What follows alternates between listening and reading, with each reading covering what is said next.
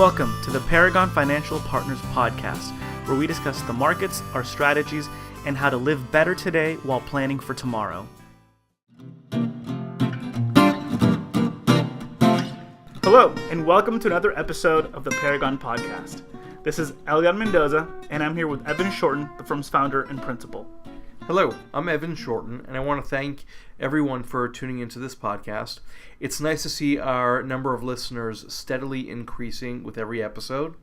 With that said, if there are any topics that you would like to hear about, please feel free to reach out to us, as today's topic was one we were asked to record. You can send us your topic ideas via our Facebook page or to info@paragonfinancialpartners.com. As we approach wedding season, we thought it would be a good time for us to discuss the important financial aspects around marriage and provide you with a few key points to help you create a strong financial foundation. If you're already married, congratulations!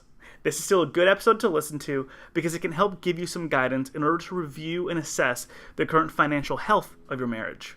Evan, could you start off by discussing some of the very first things you and your significant other should do with regards to your finances? Yes, of course. The first thing you and your partner should do is sit down and share your finances and credit reports with each other. Make no mistake, this is emotionally difficult and puts both of you in a potentially vulnerable spot. But the sooner you do this, the sooner the two of you can make a plan and work on building a stronger foundation. Start off with the easy things first. How much is in your checking and savings account?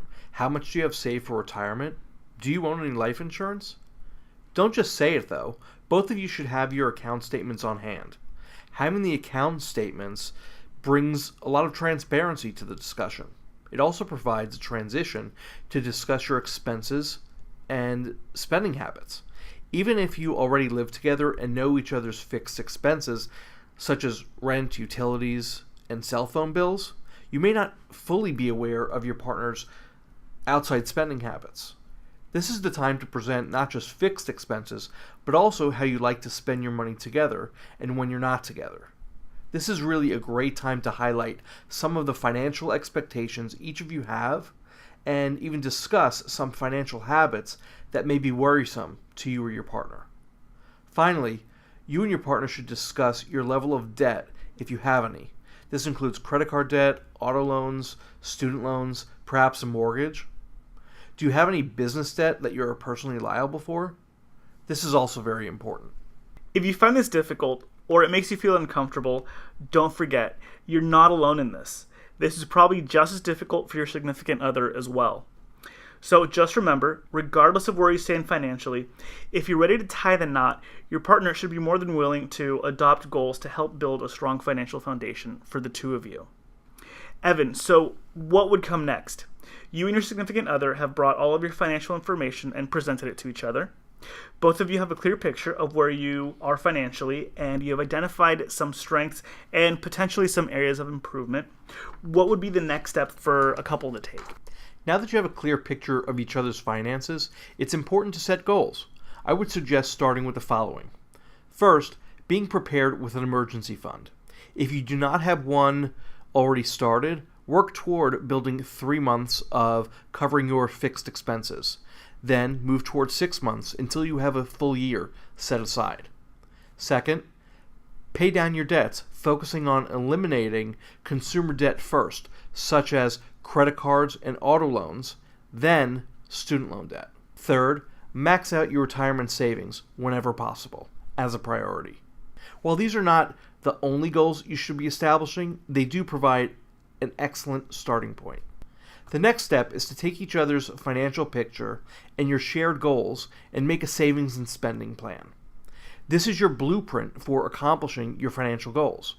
You should discuss and come to an agreement on how much to save for emergencies, retirement, then fun and vacations.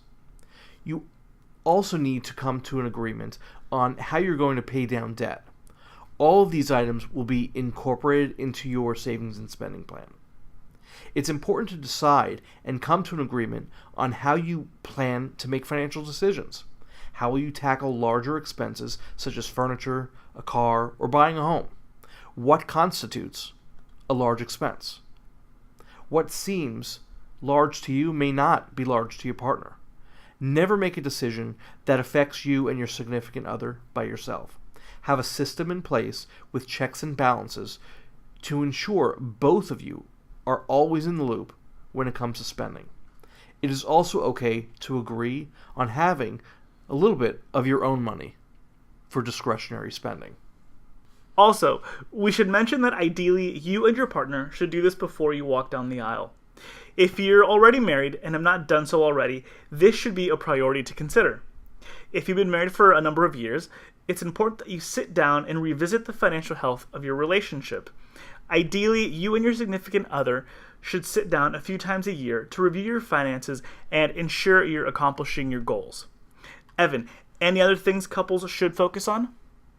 Yes. Once you're married, you have a couple of tasks that need to be completed. You should update your tax filing status, update the beneficiaries on your retirement accounts and insurance policies. Also, decide whose work-sponsored health plan is best for you. Marriage is considered a qualifying event, which allows you to change your health plan without having to wait for your annual open enrollment period. Finally, execute on the financial goals you and your significant other agree to. Okay, great. Thanks, Evan. Hopefully this podcast sheds some light on some initial to-dos for couples who are about to get married and even those who are already married. If any of this seems difficult or daunting, don't worry. You can always seek out the help of a financial professional to sit down with you and walk you through the process. Evan, any last words? Yes, if you visit our blog, you can download a summary sheet that includes many financial to-dos for you and your significant other. We will have that sheet posted in our blog at paragonfinancialpartners.com/blog and under our Client Resources tab. If you would like to stay up to date with our podcast and white papers, please use the link below to sign up for our mailing list. Thank you again for listening and tuning in. Paragon Financial Partners, Inc. is a registered SEC investment advisor. The broadcast is for informational purposes only and should not be considered as a solicitation or offer to purchase or sell securities. The financial strategies and guidelines discussed herein may not be appropriate for everyone, as each individual circumstance is unique. Please review all tax information with your tax professional. Please review all legal information with your legal professional. We hope you enjoyed the Paragon Financial Partners podcast. And again, thank you for listening.